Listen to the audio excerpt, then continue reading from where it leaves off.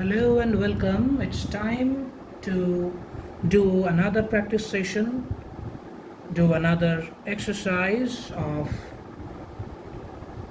analyzing figures of speech from some text. Today I am going to take some lines from Keats's Ode to a Nightingale. Let us take the lines first here.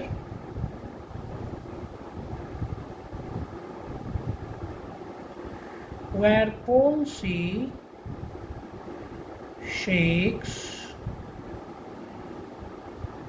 a few sad last gray hairs,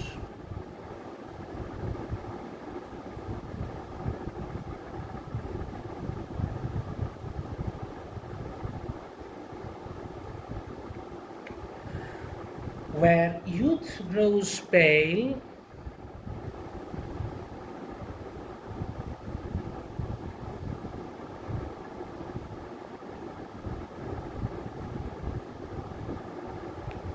and spectra thin,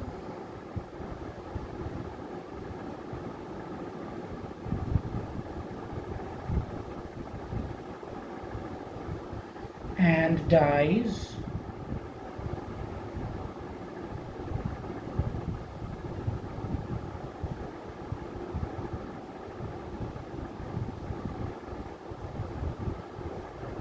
where but to think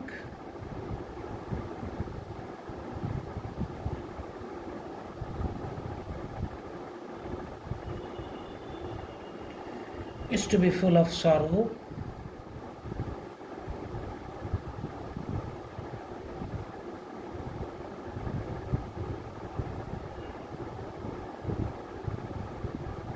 and leaden-eyed despair.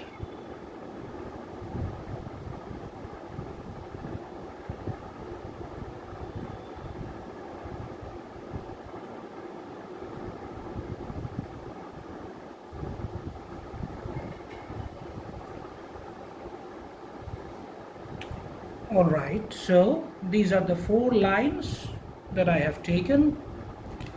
Now I would ask you, as always I do, to pause the video, think about these lines, read these lines, try to analyze, try to point out by underlining where you may find some figures of speech, some rhetorical devices. Then resume the video and watch the analysis.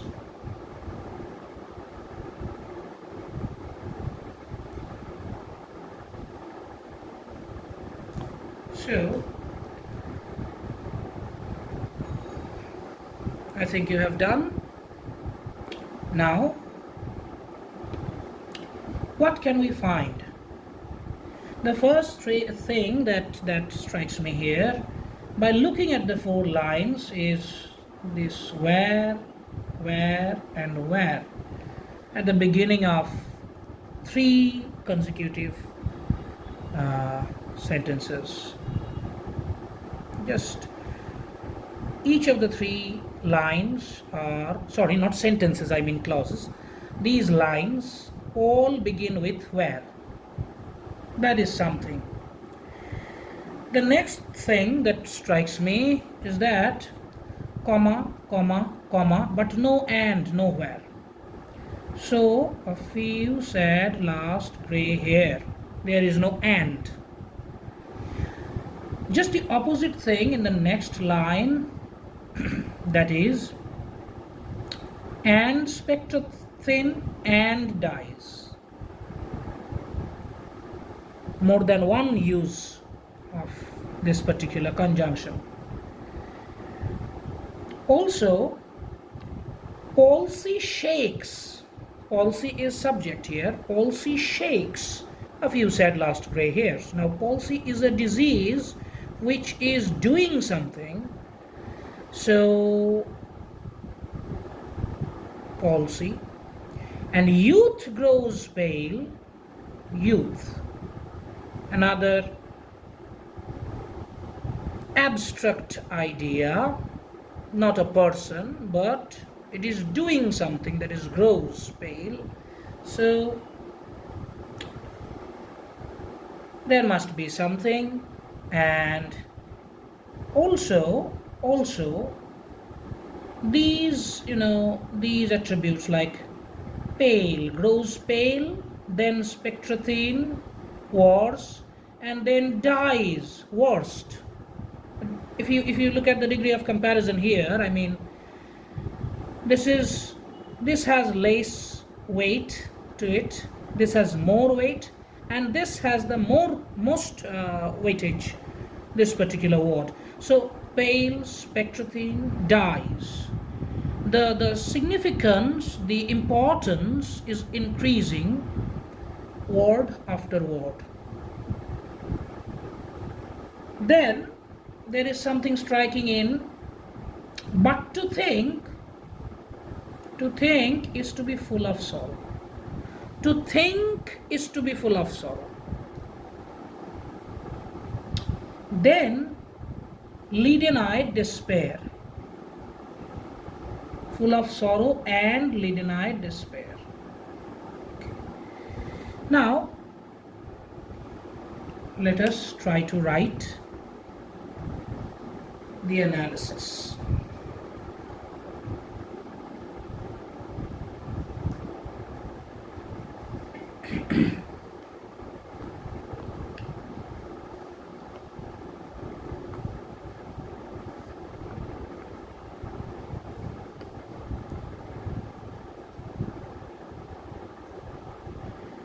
Each of the first three lines begin, each of the first three lines begins with the word where.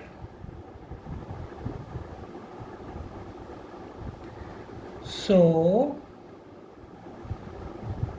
it is an example of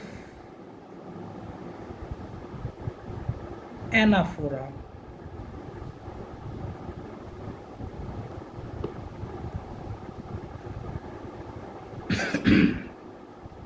Then we should write like in the first line,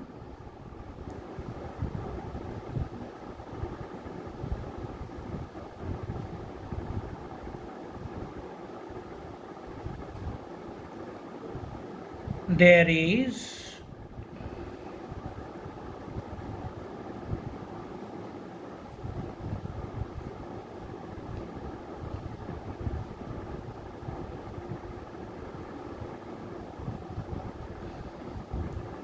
no conjunction.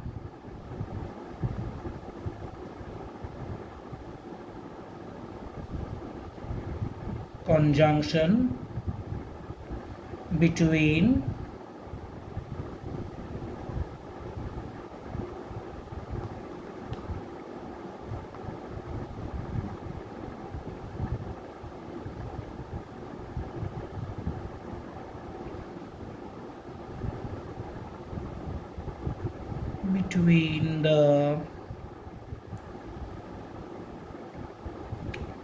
between gray hairs and last. So this is an example of a syndeton.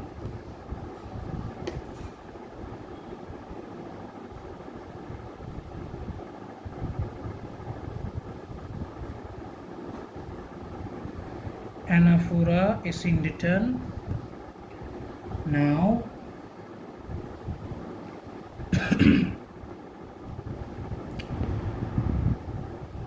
the exact opposite thing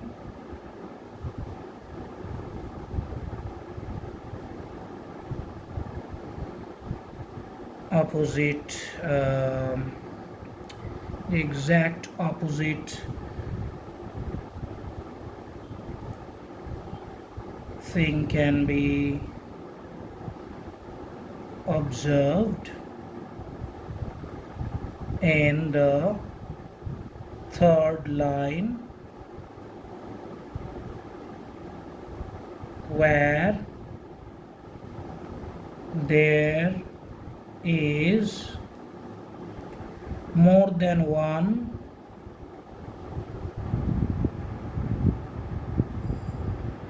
and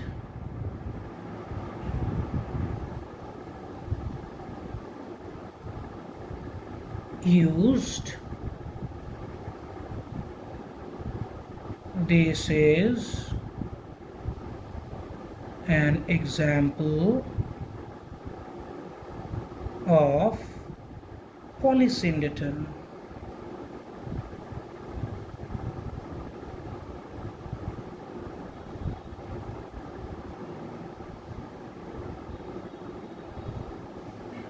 Okay.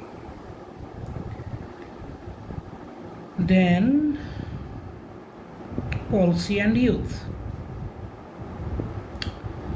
Okay. Now someone may say that palsy denotes a man who is suffering from palsy, and so this is a synecdoche, but I tend to differ. I think palsy here is personified, because palsy shakes. Palsy is a disease and it is doing something like a person does.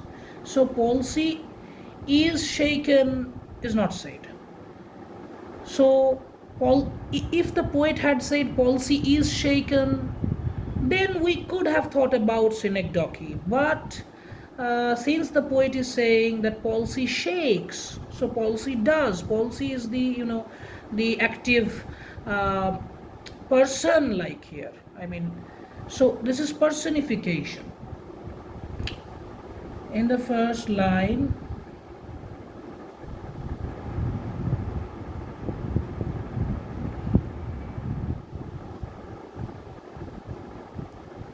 palsy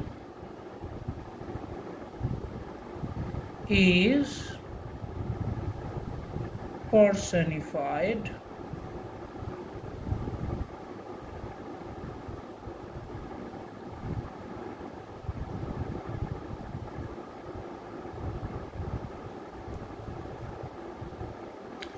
as it acts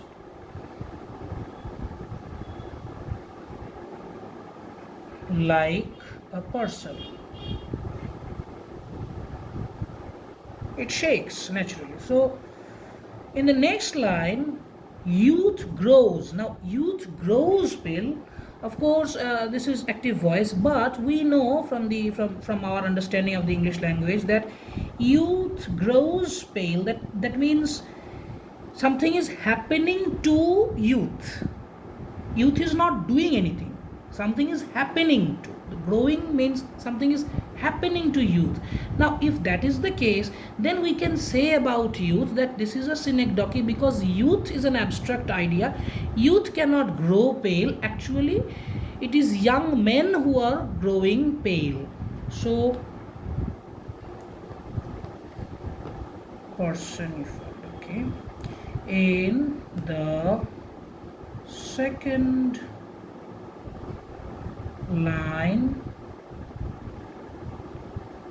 sorry, there I think there I made, yes, here I made a mistake. This should have been second.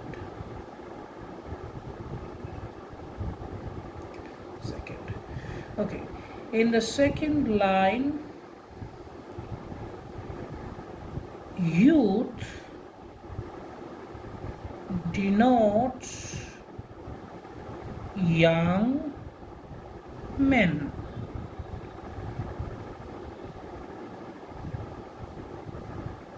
So it is an example of synecdoche.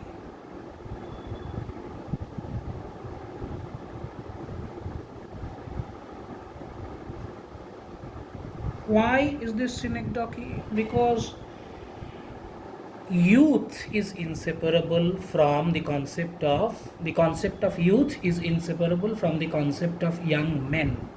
So synecdoche, not metonymy.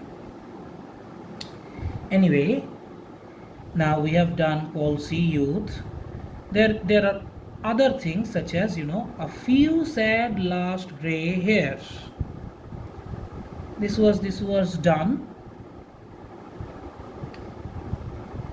The asyndeton, and pale and spectrathene and dyes. So and we have taken in account, we have written polysyndeton, but pale, spectrathene and dyes, so the degree, the weightage, the significance is increasing step by step.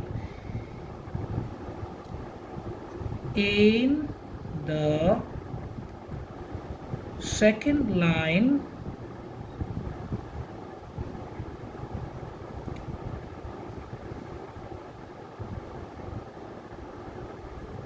we find climax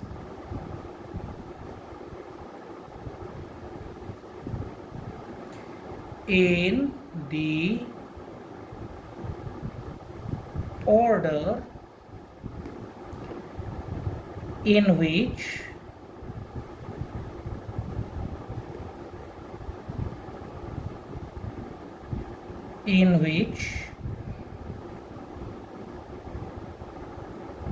the words pale, spectrathene,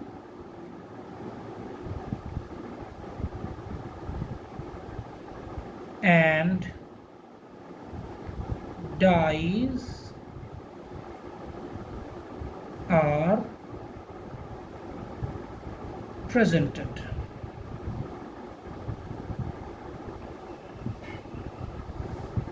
Okay, so now what else? Next line, we have done the two lines. Now in the next line, that is the third line, in the third line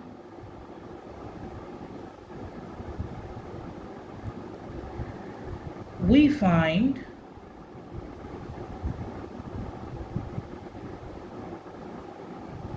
a fine example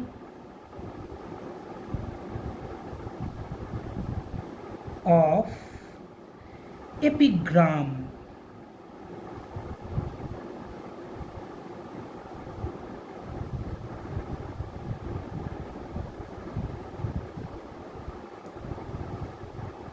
Now we have to explain why we are calling this an epigram. So we have to say that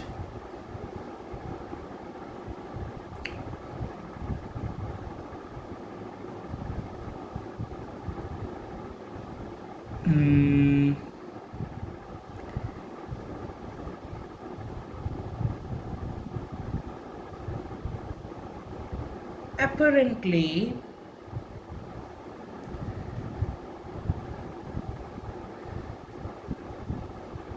we get to find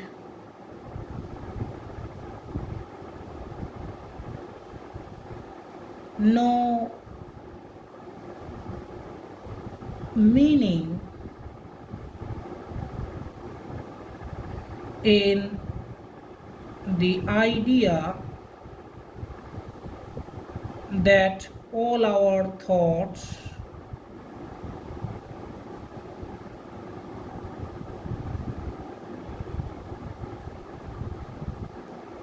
lead us to sorrow,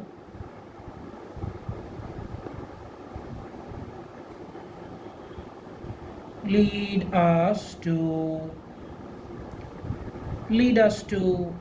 um, feel sad,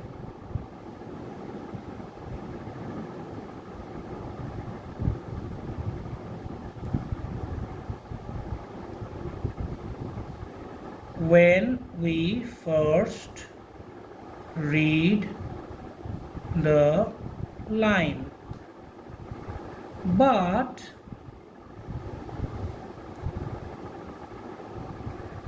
once we think about it,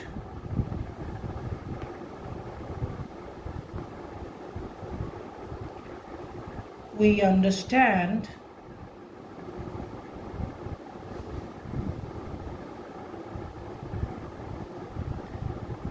that there lies a deeper truth underneath the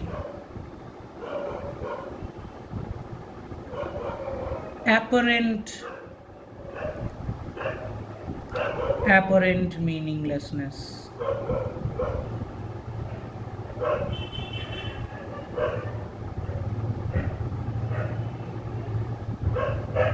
We are all frightened of our mortality once we start thinking about our world, our lives, and everything that goes around us.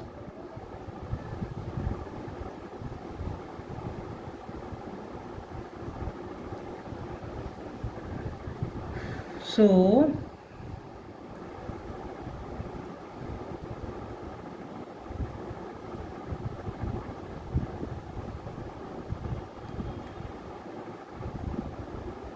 that has been expressed here by the poet in an epigrammatic way.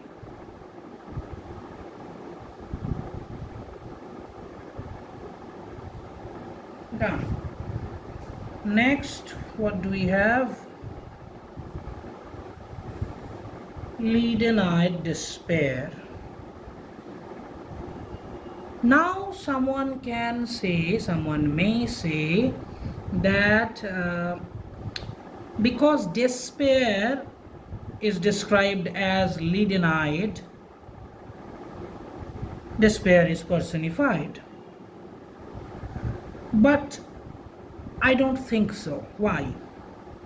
I don't think so because, you see, it is written like, but to think is to be full of sorrow and leaden-eyed despair. That means is to be full of sorrow and is to be full of leaden-eyed despair. Now, if you say but to think is to be full of leaden-eyed despair, then you are being full of despair. Despair is not being personified. If it were like but to think is to be despair, then that particular despair could be taken as a personification, because to be despair is an abstract idea. So here in this particular case, it is said that is to be full of sorrow and leaden-eyed despair. So full of despair, if you say full of despair, then despair is not personified. So leaden-eyed despair, of course it is not personification, but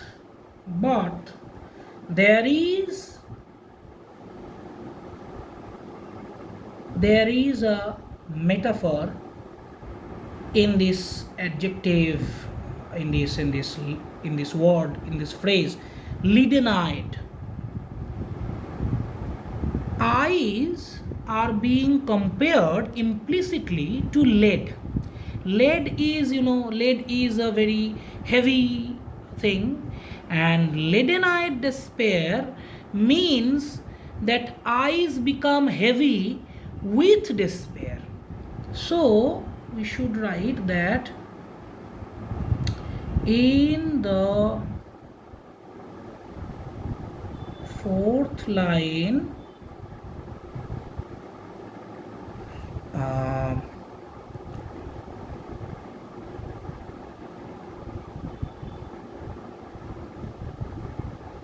eyes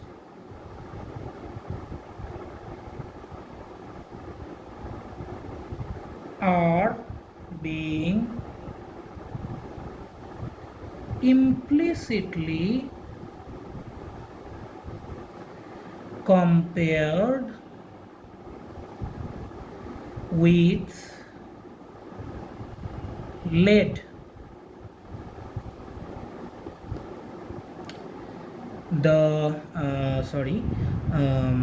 Lead is a heavy element, and when in despair, our eyes become heavy, becomes heavy with exhaustion, perhaps. So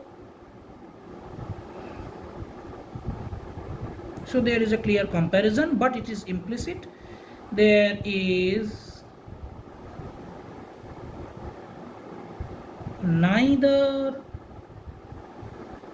a sign of comparison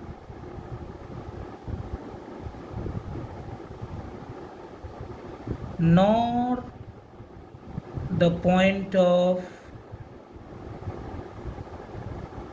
comparison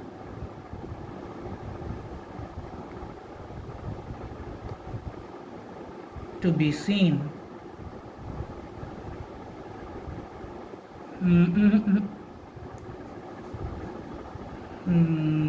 Neither nor the point of comparison mentioned. So this is a metaphor.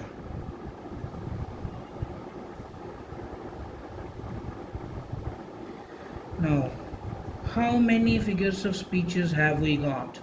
Anaphora, asyndeton, polysyndeton, personification, synecdoche, climax, epigram.